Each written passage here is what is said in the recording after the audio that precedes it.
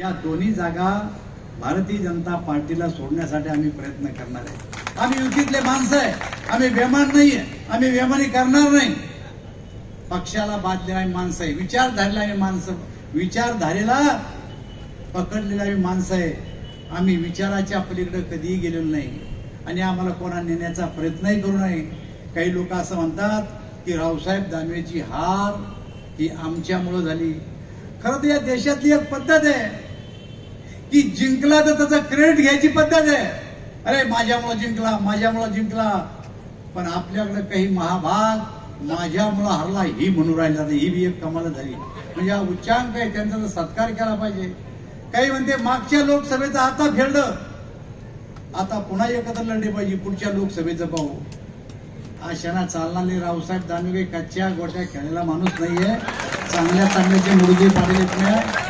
त्याच्यामुळं आम्ही कोणाच्या विरोधात नाहीये, पक्षाचा आदेश मानणारे आम्ही कार्यकर्ते आहेत। आणि माझी सगळ्याला आपल्या आग्रहाची विनंती आहे की तुम्ही असाल तर तुमच्यासह, नसाल तर तुमच्याशिवाय भारतीय जनता पार्टी आपल्या विचाराशी बांधायला तयार आहे। कोणाचा विचार आम्ही, आमचा विचार कोणी सोडू शकत नाही।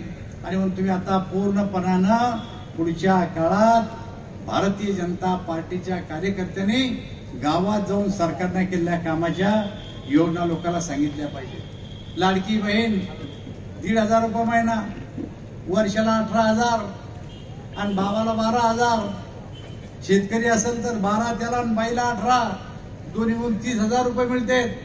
हे सरकारचं काम आहे। गावात जाऊन चहा पिता पिता आपल्या शेजाऱ्याला सांगितलं पाहिजे तुला भेटले का, कोणीच म्हणणार नाही मला भेटले नाही म्हणून। आणि सरकारचे कामकाज माझ्या अगोदरच्या वक्त्यांनी सांगितलंय, तेव्हा माझी आपला पुरा आग्रहाची विनंती आहे की तुमचा आवाज हा मी ऐकलेला आहे, हा आवाज मुंबईपर्यंत पोहोचवण्याचं काम मी करेन। मग भास्कर आबा उमेदवार असू दे, का आमचे घाटगे उमेदवार असू दे, यांना जिंकवण्याचा प्रयत्न तुम्हाला आम्हाला सगळ्याला करायचा आहे। ज्याला ज्याला करायचा तेव्हा हात करून दाखवायचं, करायचा। बोला भारत माता की। एबीपी माझा, उघडा डोळे बघा नीट।